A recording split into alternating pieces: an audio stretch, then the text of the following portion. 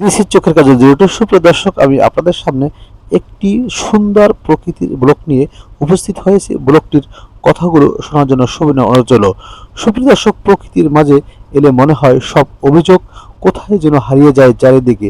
সবুজের নীরবতার, পাখির ডাক, মৃদুমন্দ বাতাস সব মিলিয়ে মনটা ধীরে ধীরে ছড়িয়ে পড়ে অজানার দিকে।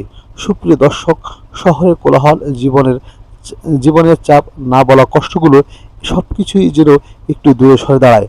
কখনো গাছের ছায়ায় বসে থাকলে মনে হয় এই পৃথিবীতে এই দৌড়ঝাঁপের আসলে কি প্রয়োজন। সুপ্রিয় দর্শক, প্রকৃতি মানুষকে কখনো বিচার করে না, অভিযোগও করে না, সে শুধু আপন করে নিজের সৌন্দর্য ছড়িয়ে যায়। তাই তো মাঝে মাঝে নিজেকে সৌন্দর্যের মাঝে হারিয়ে ফেলতে মন চায় বা ইচ্ছা করে। এই সবুজের ভিতরে যেখানে কোনো হিসাব নেই, কোনো চাপ নেই, শুধু শান্তি আর নিঃশব্দ ভালো লাগা।